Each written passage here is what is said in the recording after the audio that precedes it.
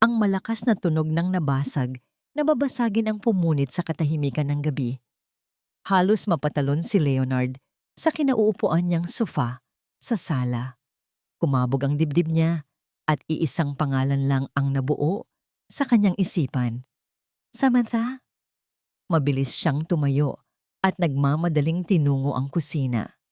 Ang bawat hakbang niya ay puno ng pag-aalala.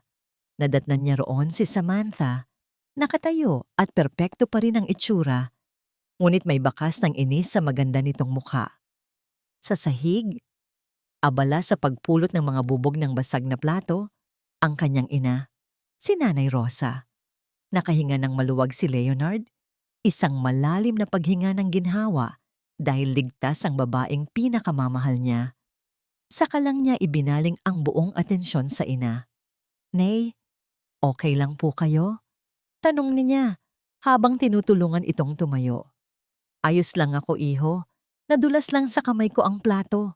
Mahinang sagot ni Nanay Rosa, iniiwasan ang tingin ng anak. "It's okay, love. Aksidente lang." Malambing na sabi ni Samantha. Lumapit ito at humalik sa pisngi ni Leonard. "Hayaan mo na si nanay. Sanay na yan sa gawaing bahay." Ngumiti si Leonard, ang ngiting nagsasabing, lahat ng sinasabi ni Samantha ay tama para sa kanya. Para sa kanya, si Samantha ay isang anghel, isang biyaya na dumating sa buhay niya matapos ang maraming taon ng pagsisikap sa ibang bansa. Sa hapagkainan, tila nabura na ang tensyon kanina. Si Leonard ay walang sawang pinagmamasdan ng kanyang nobya habang kumakain sila ng hapunan na inihanda ni Nanay Rosa, isang mainit na sabaw ng sinigang. "Ang sarap niyo pa rin talagang magluto, Nay," puri ni Leonard. "Salamat, anak," sagot ng matanda. Isang maliit na ngiti ang sumilay sa kanyang mga labi. "Masarap nga po, Nanay," sabi ni Samantha. Matapos humigop ng sabaw, ngumiti ito ng matamis. "Medyo maasim nga lang, parang panlasang probinsya." Natawa lang si Leonard sa narinig. Para sa kanya, iyon ay isang biro lang. Isang cute na obserbasyon mula sa kanyang sofistikadang kasintahan. Hindi niya napansin ang bahagyang pagbalatay ng pait sa mga mata ng ina. Hindi niya nakita ang marahang paghigpit ng hawak nito sa kutsara. Para kay Leonard, perpekto ang gabing iyon. Nasa tabi niya ang dalawang pinakamahalagang babae sa buhay niya. "Nay," masayang sabi niya. Hindi maitago ang excitement sa kanyang boses. "May plano na ako. Sa susunod na buwan, sa anniversary namin ni Sam, magpo-propose na ako sa kanya." Tumingin siya kay Nanay Rosa, naghihintay ng masayang reaksyon. Isang pilit na ngiti ang isinukli ni Nanay Rosa. Tumango ito ng dahan-dahan. "Kung saan ka masaya, anak, doon ako."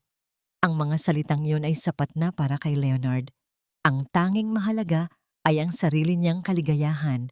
At ang kaligayahang iyon ay may pangalan, Samantha Vergara. Matapos ang hapunan, habang nasa loob ng kanyang kwarto si Leonard at naghahanda para matulog, narinig niya ang mahinang boses ni Samantha mula sa sala. May kausap sa cellphone.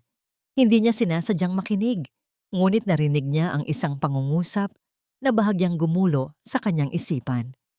"Konting tiis na lang. Malapit na nating makuha ang lahat." Napakunot ang noo ni Leonard, ngunit mabilis din iyong nawala. "Trabaho lang siguro," sabi niya sa sarili. Masyado lang siyang passionate sa company goals nila. Ipinilig niya ang ulo, pinili na huwag pansinin ang narinig. Pinili niyang magtiwala sa anghel na nasa kanyang mga mata. Humiga siya sa kama, ipinikit ang mga mata at hinayaan ang sarili na managinip tungkol sa isang perpektong kinabukasan kasama si Samantha. Hindi niya alam, ang tahanan na pinapangarap niya ay unti-unti nang nagiging isang impyerno para sa babaeng unang nagmahal sa kanya. Dumating si Samantha kinabukasan, dala ang dalawang malaking maleta at isang nangiting kasing lawak ng kanyang ambisyon. Mula sa pintuan, pinanood ni Nanay Rosa ang pagyakap nito sa kanyang anak na si Leonard.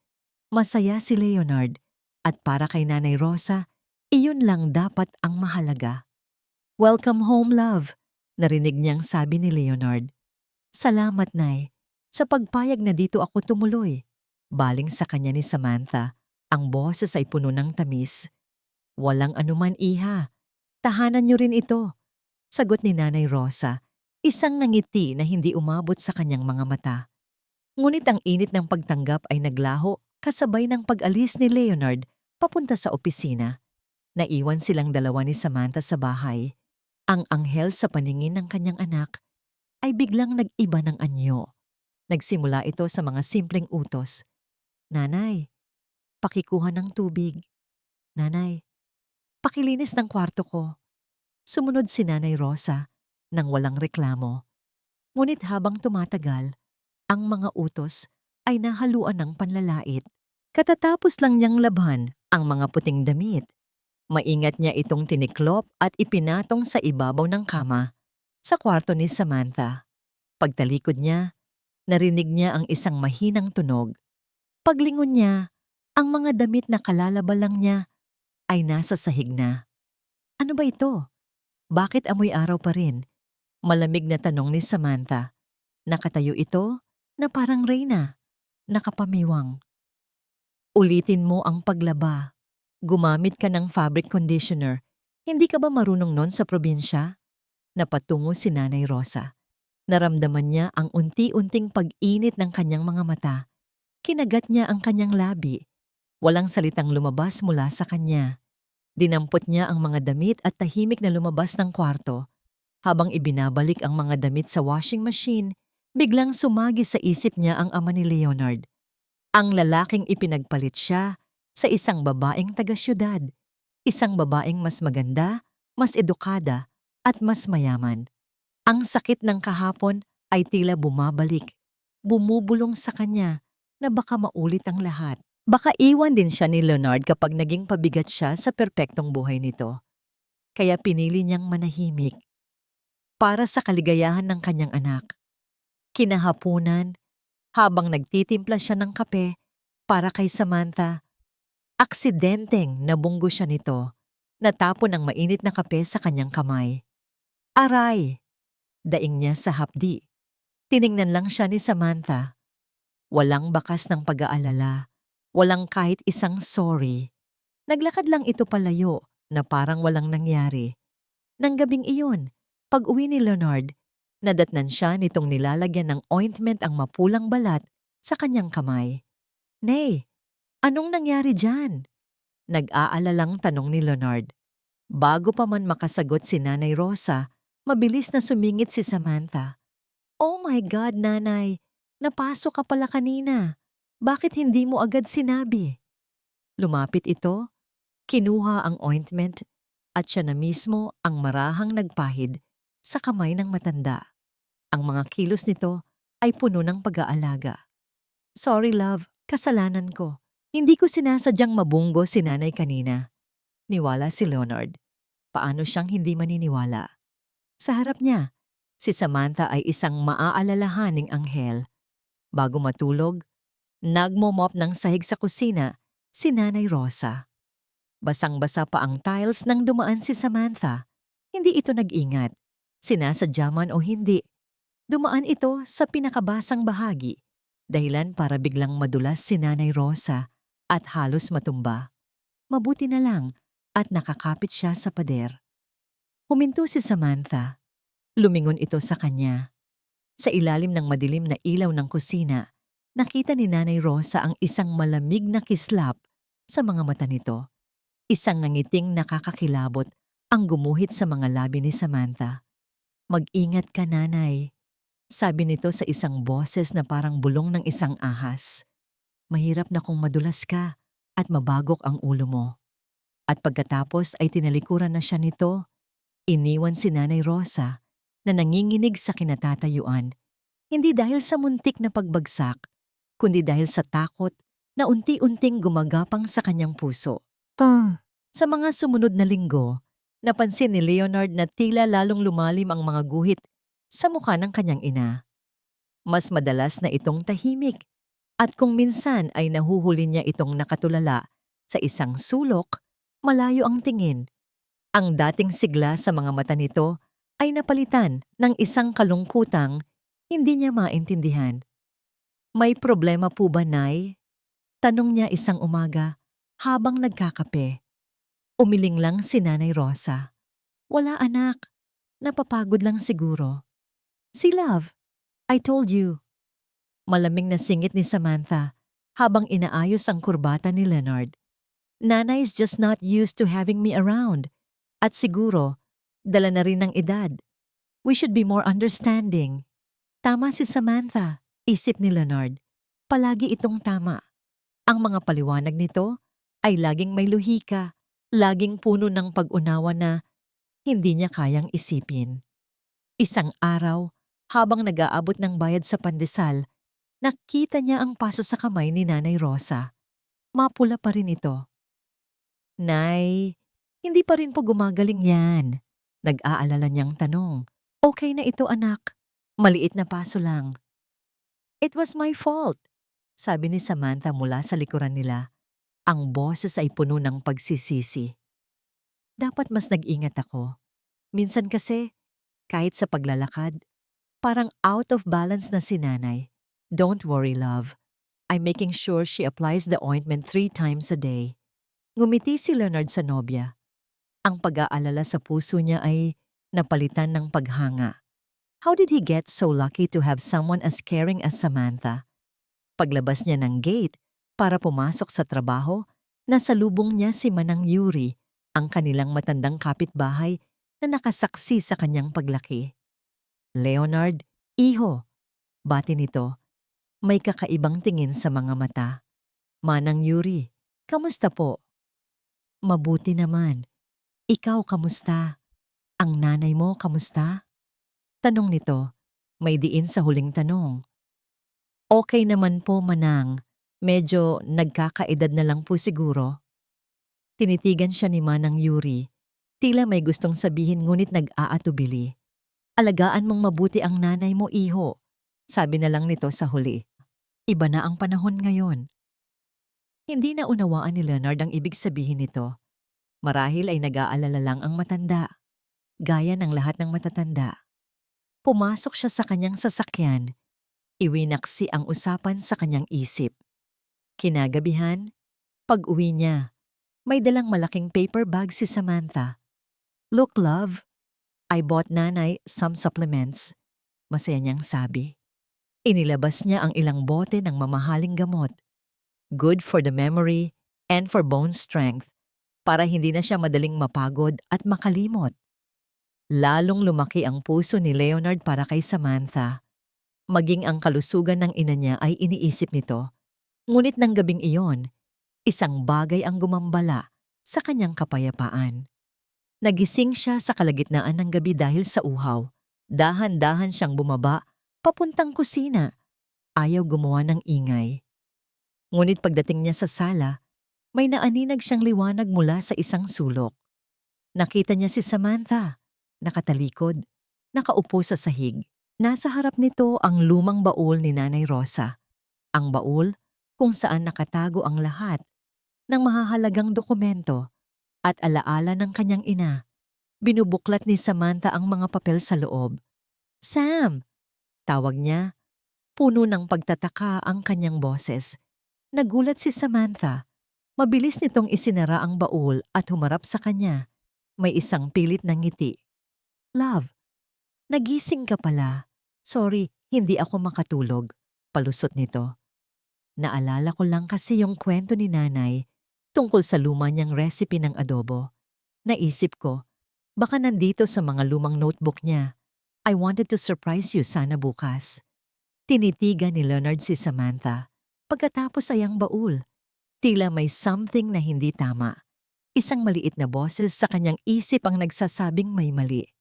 Pero muli, pinili niyang huwag itong pakinggan. Ngumiti siya. Okay, just be careful with Nanay's things. Tara, balik na tayo sa taas. Umakyat sila pabalik sa kwarto. Ngunit habang nakahiga si Leonard sa tabi ni Samantha, hindi na siya muling dinalaw ng antok. Nakatitig lang siya sa kisame, habang ang imahe ni Samantha na nagkalkal sa mga gamit ng kanyang ina ay paulit-ulit na naglalaro sa kanyang isipan. Ang pagtitimpi ni Nanay Rosa ay parang isang manipis na sinulid na malapit ng mapatid. Araw-araw, ang mga patutsada ni Samantha ay nagiging mas matalas. Ang mga utos nito ay nagiging mas mabigat. Ngunit tiniis niya ang lahat para kay Leonard.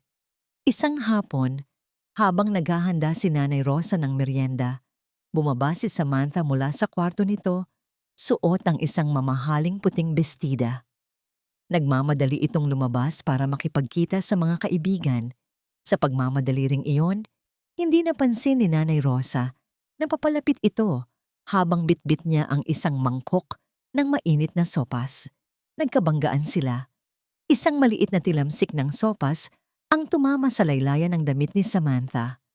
Isang maliit na patak. Ngunit para kay Samantha, iyon ay isang malaking kasalanan. Ano ba? Sigaw ni Samantha. Ang boses ay biglang tumaas. Tiningnan nito ang damit na parabang iyon ang pinakamalaking trahedya sa mundo. Tingnan mo ang ginawa mo. Alam mo ba kung magkano ito? Pasensya na, iha. Hindi ko sinasadya. Nanginginig na sabi ni Nanay Rosa. Kumuha agad ng basahan para subukang punasan ito. Huwag mong hawakan. Lalong sigaw ni Samantha. Tinabig ang kamay ng matanda. Lalo mo lang sisirain. Bakit ba ang pabaya-baya mo? Hindi ka ba tumitingin sa dinadaanan mo? Hindi ko naman. Palibhasa sanay ka sa mga luma at mumurahing gamit kaya wala kang pakialam. Patuloy ni Samantha, ang mga salita ay parang mga punyal. Pabigat ka lang talaga dito. Wala kang silbi. Ang huling mga salita, wala kang silbi, ay tumagos ng diretso sa puso ni Nanay Rosa. Mas masakit pa ito sa sampal. Sa buong buhay niya, ang pagiging isang ina, ang pagsisilbi sa kanyang pamilya, ang nagbigay sa kanya ng halaga. Ang marinig yun ngayon ay parang pagtanggal sa kanyang pagkatao. Lumapit siya, nangingilid ang luha, nais magpaliwanag. Samantha anak, patawarin mo. Sinabi nang huwag mo akong lalapitan.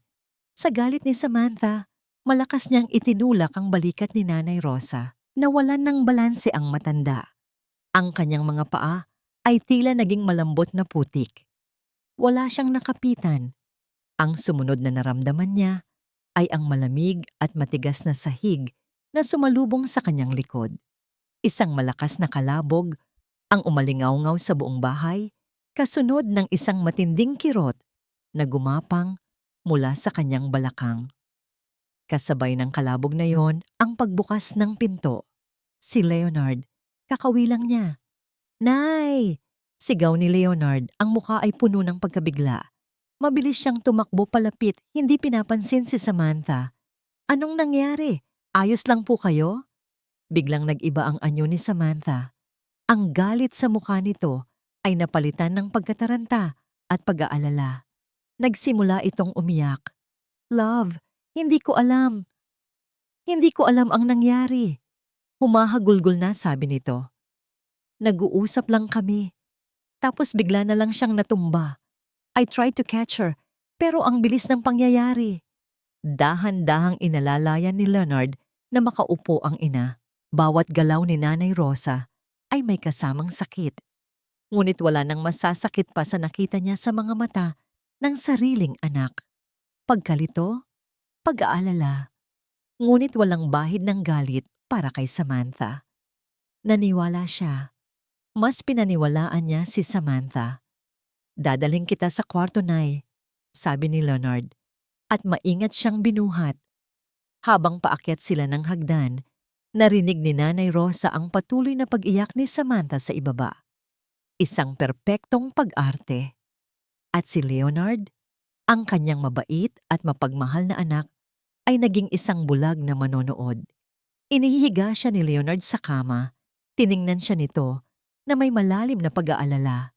Ngunit ang mga salitang lumabas sa bibig nito ang tuluyang dumurog sa puso ni Nanay Rosa. Magpahinga na po kayo, Nay. Tatawag ako ng doktor para ma-check kayo. Siguro po, humihina na talaga ang mga buto nyo. Hindi na sumagot si Nanay Rosa. Ipinikit na lang niya ang kanyang mga mata para itago ang mga luhang nagbabadyang pumatak. Nang gabing iyon, habang nakahiga sa dilim ng kanyang silid, narinig niya ang mahinang usapan sa labas ng pintong bahagyang nakaawang.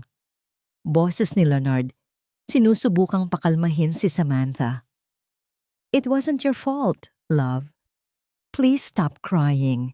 At pagkatapos, narinig niya ang pangungusap na pumatay sa lahat ng natitira niyang pag-asa.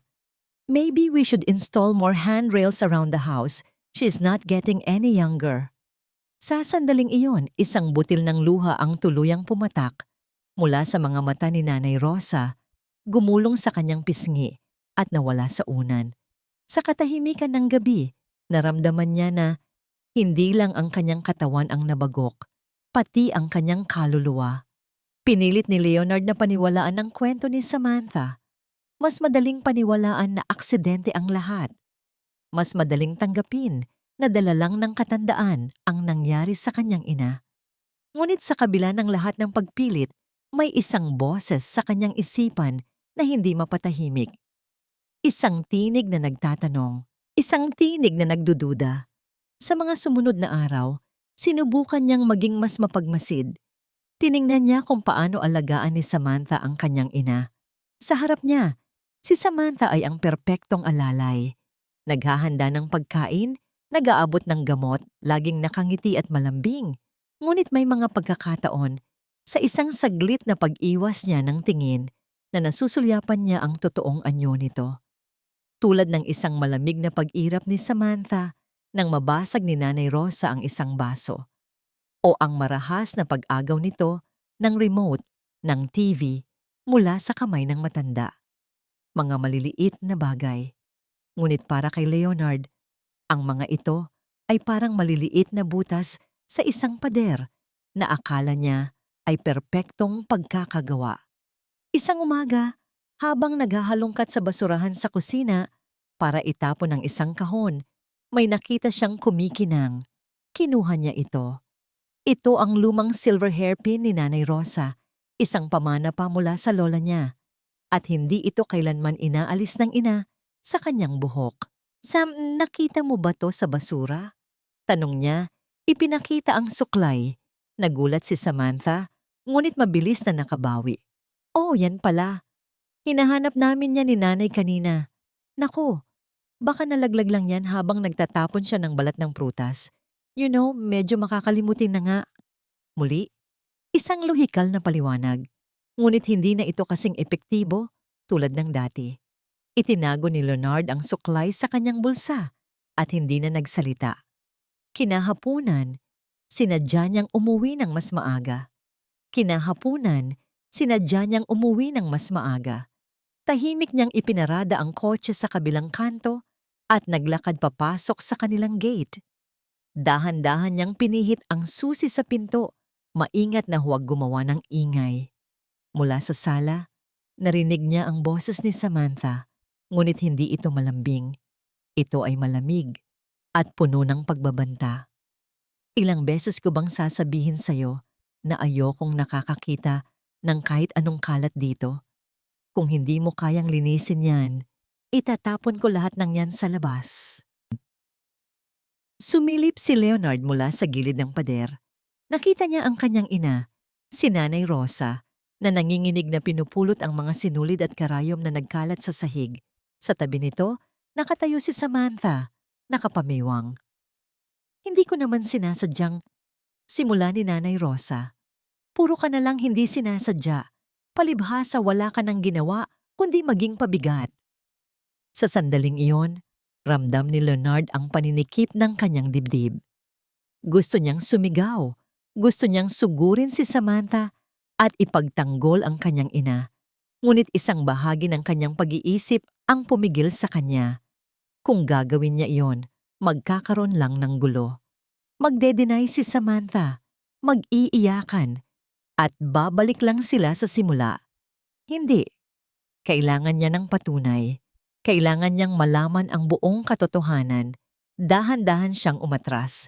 Bumalik siya sa kanyang kotse at naghintay ng ilang minuto bago muling pumasok. Sa pagkakataong ito ay gumagawa na ng ingay para malaman nilang dumating na siya. I'm home. Masigla niyang bati. Pagpasok niya sa sala, naabutan niya si Samantha na minamasahe ang balikat ni Nanay Rosa. Pagod ka na siguro, Nay. Magpahinga na po kayo. Malambing na sabi nito. Hi, love. Maaga ka yata? Ngumiti lang si Leonard. Isang nangiting hindi na umaabot sa kanyang mga mata. Kinabukasan, tumawag siya sa isang security company. Nagpanggap siyang nag-aalala sa seguridad ng bahay nila dahil sa mga balita ng akyatan. Nagpakabit siya ng karagdagang CCTV camera sa buong bahay. Isa sa kusina, isa sa hagdanan, at isang maliit, halos hindi mapansing camera na itinago niya sa isang palamuti sa sala, direktang nakatutok sa paboritong upuan ni Nanay Rosa. Para lang pumasigurado na ligtas si Nanay kapag wala tayo, love, sabi niya kay Samantha. Sumang-ayon naman ito, hindi naghihinala. Para kay Samantha, ito ay isang normal na hakbang ng isang nag-aalalang anak. Ngunit para kay Leonard, iyon ang simula ng kanyang tahimik na imbestigasyon. Bawat oras na nasa opisina siya, nakabukas ang app ng CCTV sa kanyang cellphone. Nagmamasid, naghihintay, at kinakabahan sa kung ano ang maaari niyang matuklasan. Isang gabi, habang abala sa trabaho, biglang nag-vibrate ang kanyang cellphone. Isang motion alert mula sa camera sa sala. Binuksan niya ang live feed. Nakita niya ang kanyang ina natutulog sa upuan nito. Maya-maya, dumating si Samantha. Tiningnan nito ang natutulog na matanda na may halong pandidiri. Kinuha nito ang baso ng tubig at ang mga gamot para sa high blood ni Nanay Rosa na nasa ibabaw ng maliit na mesa. Akala ni Leonard ay gigisingin nito ang ina para painumin ng gamot. Ngunit hindi. Naglakad si Samantha papunta sa isang malaking paso ng halaman sa sulok. At doon, sa harap mismo ng kamera, walang pakundangang itinapon nito ang mga tableta sa lupa at ibinuhos ang tubig. Pagkatapos, bumalik ito sa tabi ni Nanay Rosa na parang walang nangyari. Napatitig si Leonard sa screen ng kanyang cellphone, nanlamig ang buo niyang katawan. Ang paghinga niya ay tila huminto. Ang mga maliliit na butas sa pader na dati niyang nakikita ay bigla na lang gumuho at sa likod nito, nasilayan niya sa unang pagkakataon ang isang halimaw na nag-aanyong anghel. Kaarawan ni Leonard. Ngunit sa kauna-unahang pagkakataon, sa buhay niya, wala siyang naramdamang saya. Ang bigat sa kanyang dibdib na dala ng napanood niya kagabi ay tila isang malaking batong nakadagan sa kanyang puso. Pilit siyang ngumiti. Pilit siyang umarte na normal ang lahat. Happy birthday, love! Bati ni Samantha nang magising siya, kasunod ng isang matamis na halik. May inabot itong isang maliit na kahon. I hope you like it. Isang mamahaling relo. Isang perpektong regalo mula sa isang perpektong nobya. Thank you, Sam. It's beautiful. Sabi niya, ang boses ay walang kabuhay-buhay. Sa hapagkainan, sinalubong siya ni Nanay Rosa ng isang mahigpit na yakap. Maligayang kaarawan, anak ko. Mahal na mahal ka ng nanay. Salamat po, Nay. May inabot din itong regalo, nakabalot sa lumang dyaryo. Isang sweater na kulay abo. Pasensya ka na, iho. Ito lang ang nakayanan ko. Ako mismo ang gumanchilyo niyan para sa'yo. Hinawakan ni Leonard ang sweater. Ramdam niya ang init at pagmamahal sa bawat hibla nito. Ito ang pinakatotoong bagay na nahawakan niya sa buong araw. Salamat po, Nay. Ito ang pinakamagandang regalo, sabi niya. At sa pagkakataong ito, totoo ang mga salita niya. Oh, how traditional, komento ni Samantha. Pilit nang ngumingiti. You should wear it, love. Bagay sa'yo ang ganyang simple style. Binaliwala ni Leonard ang patutsada. Buong araw para siyang naglalakad sa mga bubog. Bawat ngiti ni Samantha, bawat malambing nitong salita, ay parang lason sa kanyang pandinig. Naghihintay lang siya. Naghihintay sa tamang pagkakataon. At dumating na nga iyon kinahapunan. Katatapos lang labhan ni Nanay Rosa ang mga kurtina. Dala-dala nito ang isang malaking basket na puno ng mga tuyong damit. Mabigat ito at halos natatakpan na ang kanyang mukha. Dahan-dahan siyang naglalakad sa gitna ng sala. Si Samantha naman ay abala sa kanyang cellphone, nakaupo sa sofa. Nagkunwari si Leonard na may kukunin sa taas. Ngunit sa halip na dumiretso, huminto siya sa kalagitnaan ng hagdan, sa isang lugar kung saan hindi siya makikita, ngunit kitang-kita niya ang lahat. Dumaan si Nanay Rosa sa harap ni Samantha. "Tumingin ka nga sa dinadaanan mo. Muntik mo na akong matapunan ng alikabok mo." Sigaw ni Samantha. Hindi man lang inaalis ang tingin sa cellphone. "Pasensya na, iha." Mahinang sagot ni Nanay Rosa. Patuloy sa paglalakad. At doon na nangyari ang lahat. Mabilis, walang babala. Nakita ni Leonard sa sarili niyang mga mata kung paano itinaas ni Samantha ang kanyang paa.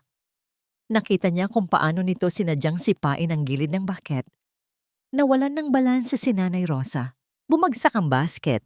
Kumalat ang mga damit sa sahig. Ngunit ang pinakamasakit, kasama nitong bumagsak ang kanyang ina. Isang malakas na kalabog ang umalingaw-ngaw habang ang katawan ng matanda ay tumama sa makintab na tiles. Isang matinis na daing ang kumawala sa bibig ni Nanay Rosa. Sa sandaling iyon, tila huminto ang mundo ni Leonard. Ang tunog ng pagbagsak ng kanyang ina ay parang isang malakas na sampal na gumising sa kanya mula sa isang mahabang pagkakatulog. Ang imahe ni Samantha, nakaupo pa rin sa sofa at ngayon ay nakatingin na sa nakabuwal na matanda na may ngisi sa mga labi. Ang tuluyang bumasag sa lahat ng natitirang pagtingin niya para dito. Wala ng anghel. Isang demonyo ang nakikita niya. Dahan-dahang bumaba ng hagdan si Leonard. Bawat yapak niya ay mabigat. Bawat yapak niya ay puno ng isang galit na hindi niya pa naramdaman sa buong buhay niya. Narinig ni Samantha ang kanyang mga hakbang. Lumingon ito at ang ngisi sa labi nito ay biglang naglaho, napalitan ng pagkagulat at takot. "Leonard." "Love," nautal niyang sabi. Nadulas na naman si Nanay. Hindi sumagot si Leonard. Hindi niya ito tiningnan. Dumiretso siya sa kanyang ina at marahang inalalayan itong tumayo. "Ayos lang po kayo, Nay?" tanong niya. Ang boses ay nanginginig sa pinipigilang galit. Tumangulang si Nanay Rosa. Ang mga mata ay puno ng luha at sakit. Hindi nagsalita si Leonard. Walang sigaw, walang sumbat. Dinala niya ang kanyang ina papunta sa kwarto nito. Pagkatapos, lumingon siya at tiningnan si Samantha. Isang tingin na malamig, isang tingin na puno ng kahulugan. Pagkatapos ay naglakad siya papunta sa kanyang study, pumasok sa loob, at isinara ang pinto ng may malakas na kalabog. Ikinandado niya ito. Naiwan si Samantha sa sala, napapalibutan ng mga nagkalat na damit at ng isang katahimikang mas nakakabingi pa kaysa sa anumang sigaw. Sa unang pagkakataon, ang mukha niya ay nababalot ng purong takot. Ang tunog ng paglak ng pinto ay parang isang putok ng baril sa katahimikan ng bahay. Sa loob ng kanyang study, sumandal si Leonard sa pinto. Ang kanyang mga kamay ay nanginginig. Ang paghinga niya ay mabilis at mababaw, na para bang may humahabol sa kanya. Umupo siya sa harap ng kanyang computer. Ang galit sa loob niya ay parang isang apoy na nagbabagang sunugin ang lahat. Binuksan niya ang folder kung saan nakasave ang mga recordings mula sa CCTV. Isa-isa niyang pinanood ang mga video. Nariyan ang pag-irap ni Samantha habang nakatalikod siya. Ang pasimpleng pagtapon nito sa gamot ng kanyang ina. Ang sinadyang pagpapatid dito sa kusina. Ang malakas na pagtulak na naging sanhi ng pagbagsak nito. At ang pinakahuli, ang karumaldumal na pagsipa sa basket kanina. Isang montage ng kalupitan. Isang pelikula ng kasamaan na naganap sa ilalim ng sarili niyang pamamahay. Paano ako naging ganito kabulag? Tanong niya sa sarili. Ang boses ay puno ng pait at pagsisisi. Ang bawat video ay parang isang sundang na paulit-ulit na itinarak sa kanyang puso. Habang nakatitig sa screen, biglang may naalala si Leonard. Isang bagay na matagal na niyang binaliwala. Ang isa pang cellphone ni Samantha. Isang mas luma at mas maliit na phone na laging nakatago sa isa sa mga handbag nito na sinasabi nitong for emergencies only. Mabilis siyang tumayo. Lumabas siya ng study at tumiretso sa kwarto nila. Nagulat si Samantha sa bigla niyang pagpasok. Love, let's talk. Simula nito, ang boses ay nagmamakaawa. Hindi siya pinansin ni Leonard. Tumiretso siya sa aparador, kung saan nakahilera ang mga mamahaling bag ni Samantha. Isa-isa niya itong kinuha, walang pakundangang ibinuhos ang mga laman sa sahig. Leonard, what are you doing? My things! Sigaw ni Samantha. Hindi siya tumigil hanggang sa makita niya ang hinahanap. Sa loob ng isang maliit na clutch bag, naroon ang cellphone. Kinuha niya ito at mabilis na bumalik sa study. Muling nilock ang pinto. Iniwan si Samantha na sumisigaw sa labas. Hindi nakapassword ang phone. Binuksan niya ang messages at doon nakita niya ang lahat.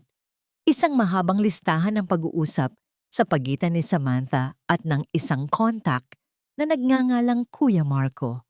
Samantha, malapit nang bumigay ang matanda. Konting tulak pa. Kuya Marco, good.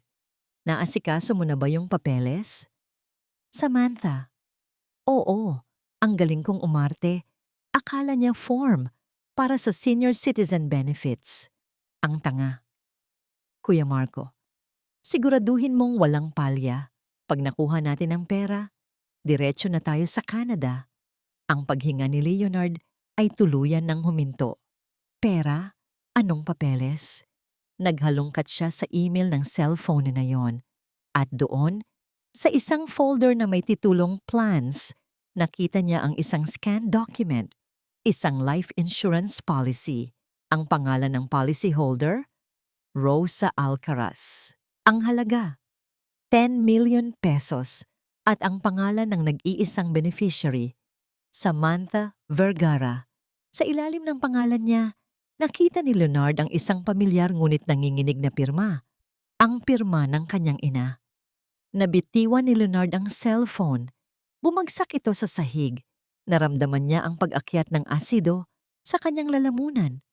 Ang mundo niya ay umikot. Ang pag-ibig na dati niyang naramdaman para kay Samantha ay naglaho. Napalitan ng isang uri ng galit at pandidiri na hindi niya akalaing kaya niyang maramdaman. Hindi lang ito tungkol sa pera. Hindi lang ito tungkol sa panloloko. Ito ay isang plano para patayin ang kanyang ina. Dahan-dahan niyang pinulot ang sarili niyang cellphone mula sa mesa. Ang panginginig ng kanyang mga kamay ay nawala. Napalitan ng isang nakakakilabot na kalamigan. Nagdial siya ng numero, ang numero ng kanyang abogado. Hello? Leonard? Sagot sa kabilang linya. Nagsalita si Leonard. Ang boses niya ay kasing lamig ng yelo. I need you. And I need you to call the police. It's time to take out the trash. Ang malakas na kalabog ng pinto ng study ay yumanig sa buong bahay. At kasabay nito ay ang pagyanig ng puso ni Nanay Rosa. Mula nang dalhin siya ni Leonard sa kanyang silid, wala na siyang narinig mula rito. Isang nakabibinging katahimikan ang bumalot sa pagitan ng kanilang mga pinto. Sinubukan niyang katukin ang pinto ni Leonard. Anak, Leonard, mag-usap tayo. Mahina niyang tawag, walang sagot. Ang katahimikang yon ay mas masakit kaysa sa anumang sigaw. Para kay Nanay Rosa, ang ibig sabihin nito ay isa lang. Galit si Leonard sa kanya. Nagagalit ito dahil siya ang naging sanhi ng gulo. Siya ang sumira sa perpektong araw ng kaarawan nito. Napayuko siya. Umupo sa gilid ng kanyang kama at niyakap ang sarili. Ang sakit sa kanyang balakang ay wala nang binatbat sa sakit na nararamdaman niya sa loob-loob niya. Maya-maya, bumukas ang pinto ng kanyang silid. Pumasok si Samantha. Wala na ang pagkataranta sa mukha nito. Napalitan ito ng isang malamig at mapanganib na ekspresyon. "Tingnan mo ang ginawa mo," sabi ni Samantha. Ang boses ay parang kaluskos ng dahon sa malamig na hangin. "Sinira mo ang lahat." Hindi umimik si Nanay Rosa. Lumapit si Samantha. Ang bawat hakbang ay mabigat. "Akala mo ba mananalo ka? Akala mo paniniwalaan ka niya?" Humalakhak ito ng mapakla. "Matanda, makinig ka. Si Leonard, mahal na mahal ako niyan. Kahit anong sabihin ko, paniniwalaan niya. At alam mo ba kung anong sasabihin ko?" Yumuko si Samantha hanggang sa maging magkalabel ang kanilang mga mukha. Hinawakan nito ang braso ni Nanay Rosa. Ang mga kuko nito ay bumaon sa manipis na balat ng matanda. "Sasabihin ko sa kanya na nawawala ka na sa sarili mo." Bulong nito, ang hininga ay amoy lason. "Sasabihin ko na nag-iimbento ka ng mga kwento, na sinasaktan mo ang sarili mo, at bukas, paggising mo, hindi na ito ang bahay mo." Nanlaki ang mga mata ni Nanay Rosa sa takot. "Tapos ka na," patuloy ni Samantha, lalong humigpit ang hawak. "Bukas, wala ka na dito." Binitiwan nito ang braso ni Nanay Rosa nang may kasamang tulak at tumalikod. Kinuha nito ang kanyang cellphone at may tinawagan.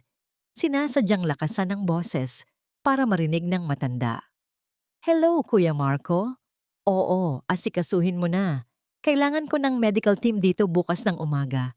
Yung pinag-usapan natin." Yes, the sooner the better. It's time to commit her. Ang salitang commit ay tumatak sa isipan ni Nanay Rosa. Ipapakomit siya, ipapatapon sa isang lugar para sa mga baliw. Nang gabing iyon, hindi natulog si Nanay Rosa. Nakaupo lang siya sa dilim, nanginginig sa takot. Tinitingnan niya ang mga lumang litrato sa ibabaw ng kanyang tokador. Si Leonard noong sanggol pa, noong unang araw nito sa eskwela, noong graduate ito. Sa tabi ng mga iyon ay ang nag-iisang litrato ng kanyang yumaong asawa. Kinuha niya ang litrato ng lalaki.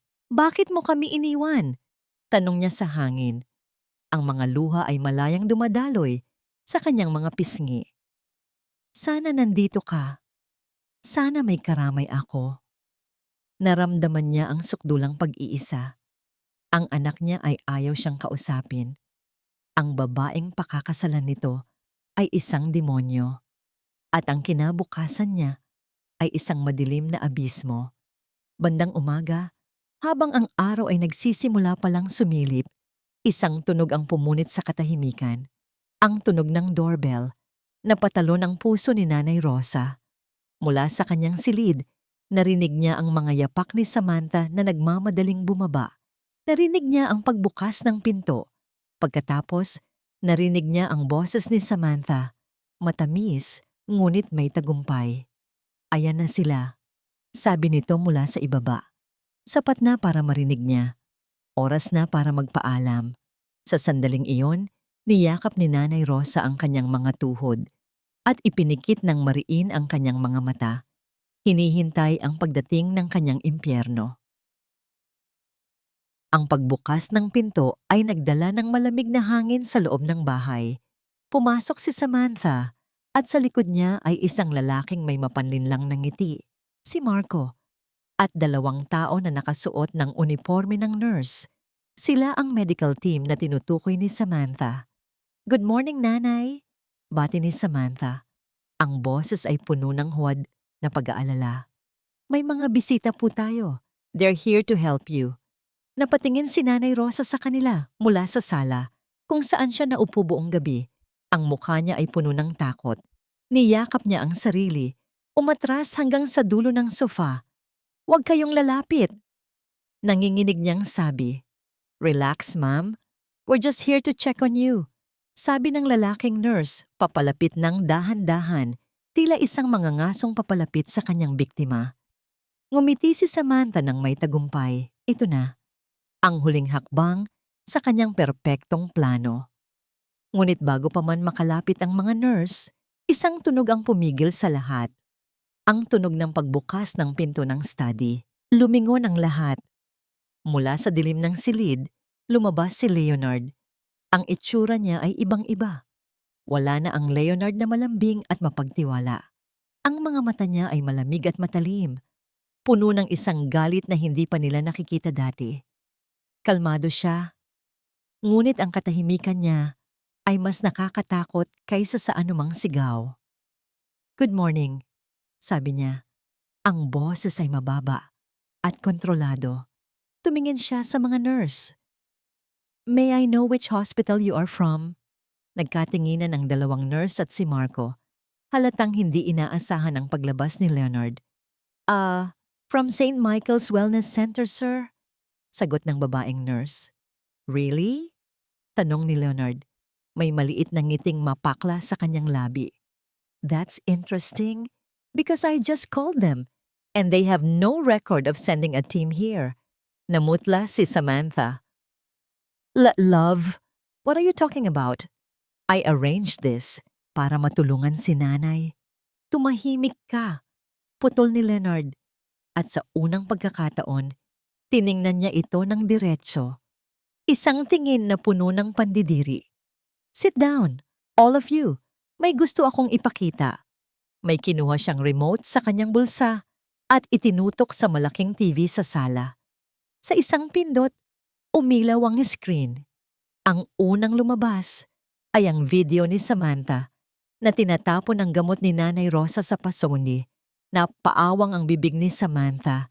Sumunod ang video ng pagtulak niya kay Nanay Rosa. Pagkatapos, ang pagsipa sa basket. Ang kamera ay malinaw. Ang bawat anggulo ay perpekto. "Ano to, Leonard? Di Dr. yan!" Sigaw ni Samantha. Nagsisimula ng magpanik. Hindi siya pinansin ni Leonard. Sunod niyang ipinakita ang kopya ng mga text messages nila ni Marco. Pinalaki sa screen ang mga plano, ang usapan tungkol sa pera. At ang huli, ang pinakamalaking larawan sa screen, ang life insurance policy na nagkakahalaga ng 10 milyong piso, kung saan nakapangalan si Samantha bilang beneficiary. 10 milyon! Sabi ni Leonard. Ang boses ay nanginginig sa galit. "Ito pala ang halaga ng buhay ng nanay ko para sa'yo." Kasabay ng mga salitang yon, bumukas muli ang pinto sa kanilang likuran. Ngunit hindi na ito mga peking nurse. 2 unipormadong pulis at isang lalaking nakasuit, ang abogado ni Leonard, ang pumasok. "Samantha Vergara and Marco Reyes," sabi ng isang pulis. Ang boses ay may awtoridad. "You are under arrest for conspiracy to commit fraud and attempted homicide." Napasigaw si Samantha. Sinubukan niyang tumakbo palapit kay Leonard. "No. Leonard, please. It's a misunderstanding. I love you." Ngunit hinarang siya ng mga pulis. Pinusasan ng kanyang mga kamay sa likod. Ganoon din ang ginawa kay Marco at sa 2 peking nurse. Habang hinihila silang palabas, napatingin si Samantha kay Nanay Rosa. Ang mga mata nito ay puno ng sukdulang pagkamuhi. "Kasalanan mo to. Matanda ka. Sisirain ko ang buhay mo." Hindi na natakot si Nanay Rosa. Nang mailabas na ang lahat at muling tumahimik ang bahay, doon na bumigay ang lakas na pinanghahawakan ni Nanay Rosa. Nagsimula siyang umiyak. Humagulgol siya ng malakas. Hindi dahil sa sakit o takot, kundi dahil sa wakas, naramdaman niyang ligtas na siya. Naramdaman ni Leonard ang paglapit sa kanya. Yumakap ito sa kanya ng mahigpit. "Nay." At sa gitna ng kanyang pag-iyak, naramdaman ni Nanay Rosa ang mga bisig ng kanyang anak. Ang init ng yakap nito ang nagsabi sa kanya na sa wakas, ang kanyang anak ay nagbalik na. Pagkatapos ng ilang sandali, lumuhod si Leonard sa harap ng kanyang ina. Hinawakan nito ang kanyang mga kamay. Tinitigan siya sa mata. Ang sarili nitong mga mata ay puno ng luha ng pagsisisi. "Patawarin mo ako, Nay," sabi niya. Ang boses ay basag. "Patawad." Lumipas ang ilang buwan. Ang bahay sa Maynila na dating naging saksi sa mga lihim at kasamaan ay naibenta na. Ang mga alaala ng sakit ay isinara kasama ng mga pinto at bintana. Nito, Ang bagong umaga ay sumikat sa isang maliit ngunit maaliwalas sa bahay sa Antipolo. Dito, ang hangin ay sariwa at ang tanawin mula sa bintana ay ang luntiang mga puno at ang asul na kalangitan. Sa hardin sa likod bahay, namumukadkad ang mga rosas, sampagwita at gumamila mga paboritong bulaklak ni Nanay Rosa. Nakaupo si Leonard sa isang upuang yantok sa beranda. Pinagmamasdan ng kanyang ina habang abala ito sa pagdidilig ng mga halaman. Iba na si Nanay Rosa ngayon. Ang mga guhit ng kalungkutan sa mukha nito ay napalitan ng katahimikan. Ang dating takot sa kanyang mga mata ay wala na. Sa halip mayroon ng isang banayad na kislap ng kapayapaan. "Nay, baka mapagod po kayo," sabi ni Leonard. Lumapit at kinuha ang pandilig mula sa ina. Ngumiti si Nanay Rosa. "Hindi anak, ito ang nagbibigay sa akin ng lakas." Naupo silang dalawa sa beranda.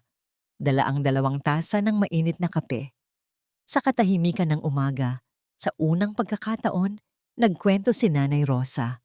Ikinuwento niya ang tungkol sa ama ni Leonard. Ang sakit ng pangiiwan nito para sa isang babaeng taga-syudad. Ang takot na baka maulit ang kasaysayan. Ang dahilan kung bakit siya nagtiis. "Natakot ako, anak." Pag-amin niya, ang boses ay mahina. "Natakot akong maging hadlang sa kaligayahan mo. Ayokong maranasan mo ang naranasan ko." Nakinig lang si Leonard. Bawat salita ng kanyang ina ay tila isang piraso ng puzzle na bumubuo sa larawan ng kanyang pagkatao. Ngayon niya lang lubusang naunawaan ang bigat ng pinagdaanan nito. Hinawakan niya ang kamay ng ina. "Hindi na po mauulit yun, Sanay," sabi niya. "Dahil natutunan ko na po ang leksyon ko. Ang totoong pag-ibig, hindi nakikita sa ganda o sa yaman. Nakikita ito sa pag-aalaga, sa katapatan, at sa kapayapaan ng loob na ibinibigay sa iyo." Simula nang lumipat sila, nagbago na rin si Leonard. Mas madalas na siyang umuwi ng maaga. Ang mga weekend niya ay hindi na para sa mga business meeting, kundi para sa pag-aalaga ng hardin kasama ang ina. Natuto siyang magluto ng mga paborito nitong ulam.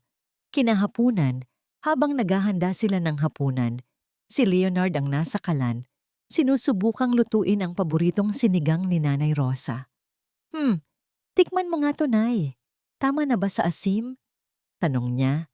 Inaabot ang isang kutsara ng sabaw. Tinikman ito ni Nanay Rosa. Ngumiti siya, isang ngangiting totoo at masaya. "Sobra pa sa tama, anak." Habang kumakain sila, tanaw nila mula sa bintana ang papalubog na araw. Ang kalangitan ay nag-aagaw ang kulay kahel at lila.